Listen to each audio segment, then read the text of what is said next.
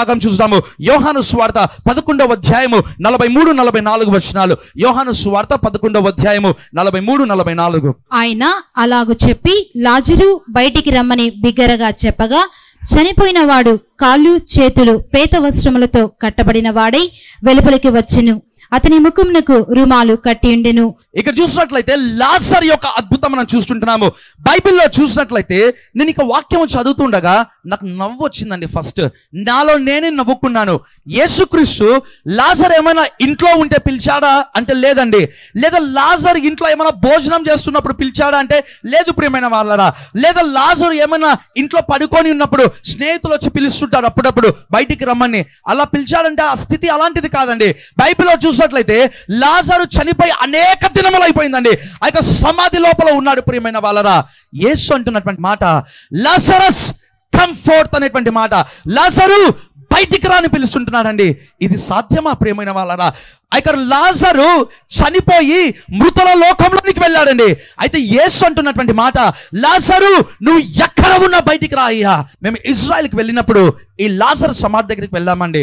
వెళ్ళినప్పుడు యేసుక్రీస్తు సమాధి అయినా లోపలికి ఈజీగా మనం వెళ్ళవచ్చండి. అయితే లాజరు సమాధిలోనికి అంత ఈజీగా వెళ్ళలేము. ఎందుకంటే భూగర్భ భాగంలో, అంటే భూమి లోపల లాజరు సమాధి ఉందండి. ఎంత కింద ఉందంటే మనం అసలు వెళ్ళలేము. మరి ప్రాకుకుంటూ వెళ్ళాలి, లేదా మోకాళ్ళ మీద నడవడం ప్రారంభించాలండి. నాకు అది చూడగానే నాకు వచ్చినటువంటి తలంపు, దేవా నువ్వు ఏమో బయట నుంచి పిలిచావు, లాజరు లోపల ఎక్కడో మృతుల లోకంలో పడి ఉన్నాడు. శారీరకంగా చూస్తే లోపల పడి ఉన్నాడు. అయితే తన ఆత్మ మృతుల లోకంకి వెళ్ళింది ప్రభా. ఏ విధంగా సాధ్యము ప్రియమైన వాళ్ళరా? బైబిల్లో చూసినట్లయితే యేసుక్రీస్తుకు లాజరుకు మధ్యలో మరణం అనేటువంటిది ఉందండి. ఏ ఒక్కరు కూడా ఈ లోకంలో మరణమును జయించలేరు ప్రియమైన వాళ్ళరా. ఒక్క యేసు మాత్రమే జయించగలిగాడండి. అయితే ఆ యేసు ఈ లాజరు చూసి అంటున్నటువంటి మాట, లాజరు బయటికి రానేటువంటి మాట.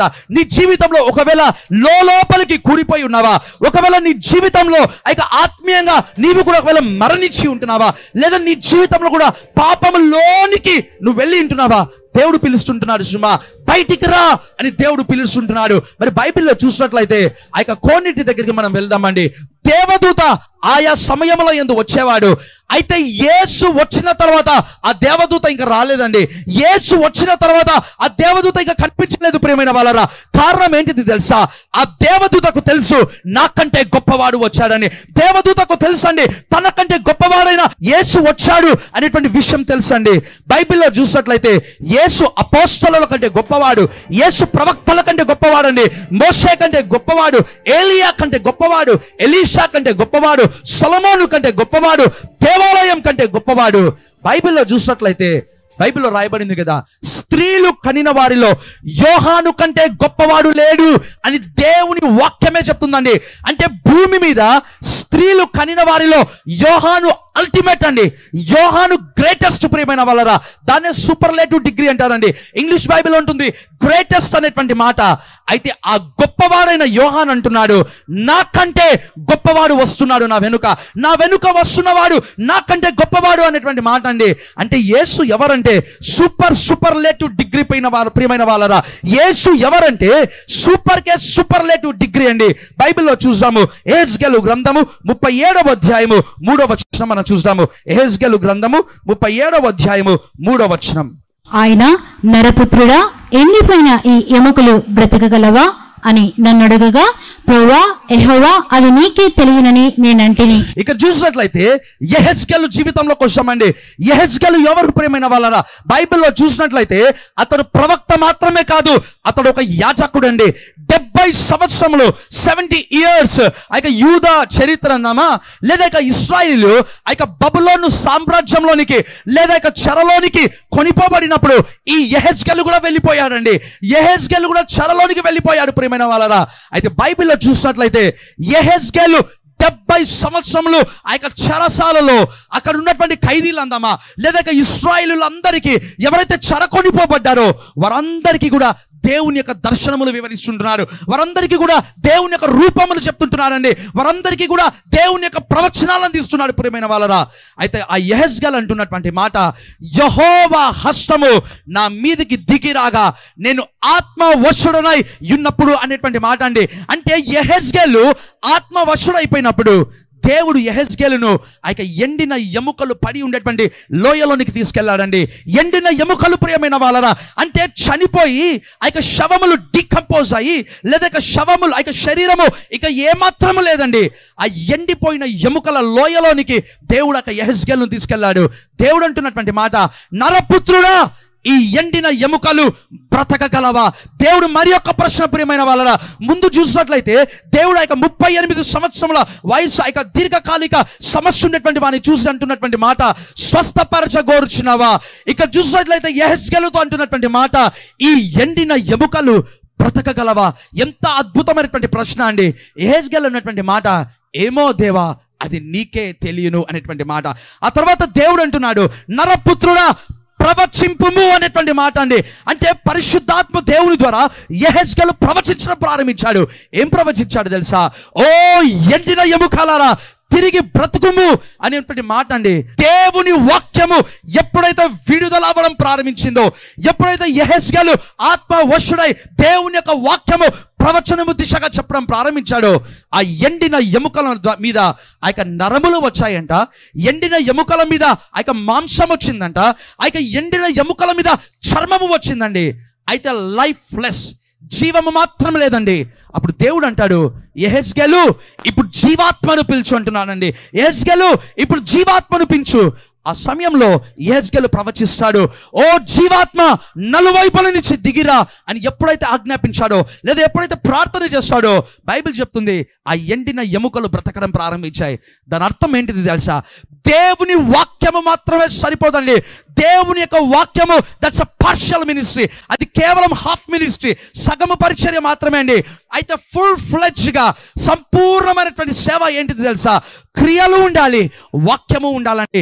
ఎప్పుడైతే పరిశుద్ధాత్మ దేవుడు యెహెజ్కేలు మధ్యలోకి దిగి వచ్చాడో, ఆ ఎండిన ఎముకలు జీవించడం ప్రారంభించాయి. మరి ఒక భాగం చూద్దాము. మత్తయి సువార్త 8వ అధ్యాయము 5-6 వచనాలండి. మత్తయి సువార్త 8వ అధ్యాయము 5-6 వచనాలు. ఆయన కపెర్నహూములో ప్రవేశించినప్పుడు ఒక శతాధిపతి ఆయన ఎద్దుకు వచ్చి, ప్రభువా, నా దాసుడు పక్షవాయువుతో మిగుల బాధపడుచు ఇంటిలో పడి ఉన్నాడని చెప్పి ఆయనను వేడుకొనెను. ఇక చూసినట్లయితే ఒక శతాధిపతి ఆయన యుద్ధకు వచ్చాడండి. ఈ శతాధిపతి ఎవరంటే సెంచురియన్. ఈ సెంచురియన్ ఎవరంటే 100 మంది సైనికులకు అధినేత అండి.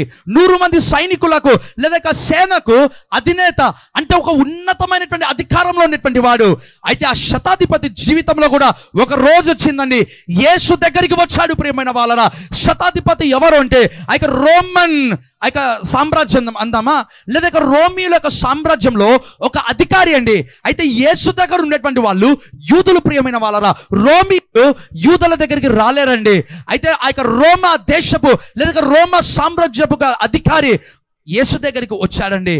బైబిల్ చెప్తున్నటువంటి మాట, యేసు నా దాసుడు ఇంట్లో పడి ఉన్నాడు అని దేవుని వేడుకోవడం ప్రారంభించాడండి. దేవుని వేడుకోవడం ప్రారంభించారు ప్రియమైన వాళ్ళరా.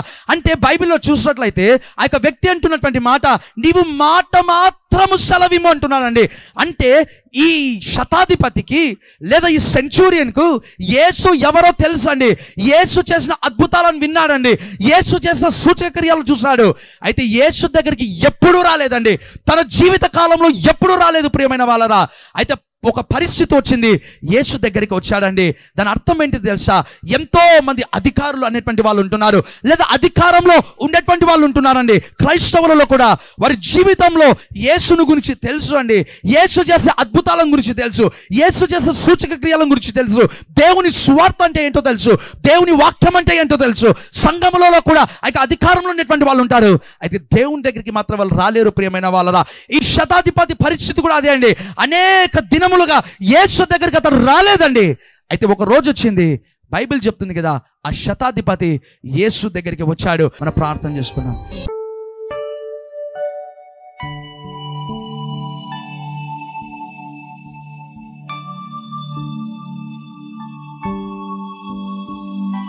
దేవా నీకు స్తోత్రము నాయనా, సర్వశక్తి కలిగిన దేవా నీకు స్తోత్రము నాయనా. కానీ నీ ప్రియ బిడ్డలు ప్రభా ఇంతవరకు నీ వాక్యము విన్నారు నాయనా, ఇంతవరకు నీ సందేశము విన్నారు నాయనా. అయితే ప్రభువా ఇంకా ఎవరైతే పాపములో ఉంటున్నారో, అయ్యో ఇంకా ఎవరైతే వ్యభిచారములో లేదా జారత్వములో లేదా ఇక మాదక ద్రవ్యములు నాచార ఇంకా ఇలాంటి బానిసత్వంలో ఎవరైతే ఉంటున్నారో వారందరి కొరకు ప్రార్థిస్తున్నాను. ఎంత పాపినైనా నీవు ప్రేమిస్తావునైనా, కానీ నీ ప్రియ బిడ్డలను నువ్వు ప్రేమిస్తున్నావు. మా కొరకు నువ్వు రక్తము కార్చావునైనా, మా కొరకు నువ్వు గాయములు తిన్నావు ప్రభా. అయ్యా మా కొరకు నీవు నిందలు వేసుకున్నావు ప్రభా. అయ్యా మా కొరకు ఈడవబడ్డావు నాయనా. అయ్యా మా కొరకు నీ ముఖము మీద నీవు ఉమ్మి వేయించుకున్నావు నాయనా.